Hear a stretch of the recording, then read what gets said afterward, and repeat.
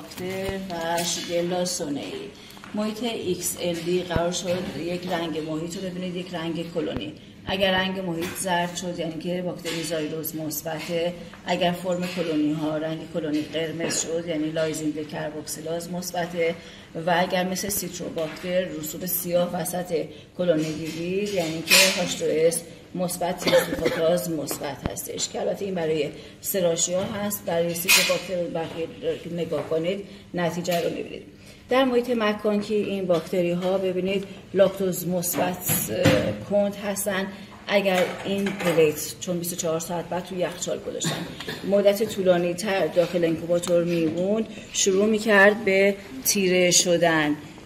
این تیره تر هست مقدار باکتریش. یک نمونه رو پیدا کرده بودم که داشت کم کم قرمز میشد کلونی ها. اینجا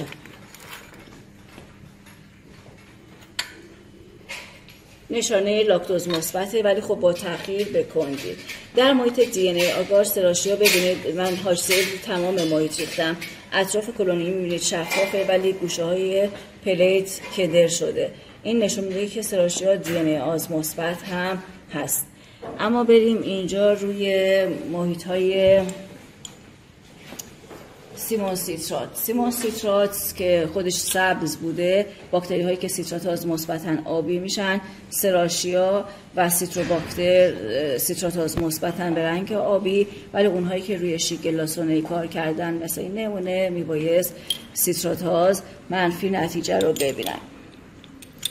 محیط بعدی محیط TSI هست. محیط TSI اونهایی که سیتروباکتر داشتن، برخی از سیتروباکترها، همشون نه، برخی از سیتروباکترها H2S مثبتن، مثل همین رسوب سیاه تولید میکنن، ولی برخی دیگر اینطور نیست. به هر حال آلکالین روی اسید. رنگ زرد ته محیط رو نمیتونید ببینید چون رنگ سیاه این اجازه رو نمیده.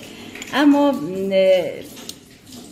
نمونه‌ای که باید ببینید، ابتدا آلکالین روی اسید مثل این آلکالین روی اسید، ولی به مرور به صورت اسید روی اسید تماما زرد در میاد. پس 18 تا 24 ساعت به این شکل، ولی 24 ساعت بعد به این فرم در میاد. محیط دیگه که کار کردید محیط اوره بود. محیط اوره شیگلاها و سراشیاها اوره آز منفی هستن. برخی از سیتروباکترها میتونن اوره آز مثبت باشن، برخی منفی. اگر اوره آز به این رنگ در آمد مثبته. پس سویه هایی که اگر داشته باشید از سیتروباکترها صورتی پر رنگ شد اوره آز مثبت، بقیه منفی. قطعا سراشیا و شیگلا باید منفی باشن، ولی سراشیا میتونه اوره آز مثبت هم باشه.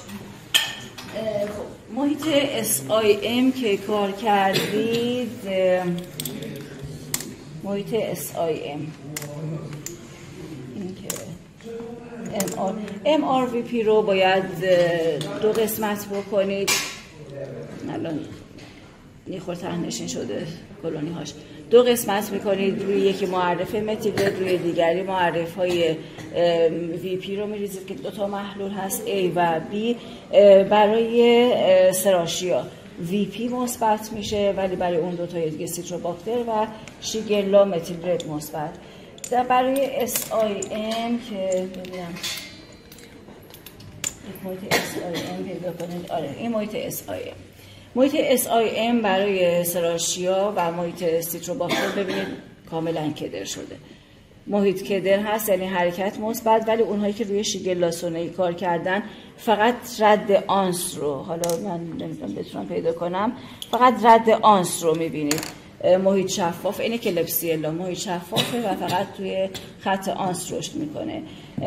سراشیا و شیگلا H2S منفی هستن، در حالی که سیتروباکتر میتونه H2S مثبت باشه. بنابراین رسوب سیاه رو حالا اگر اینجا دیدید در محیط SIM هم میتونید داشته باشید.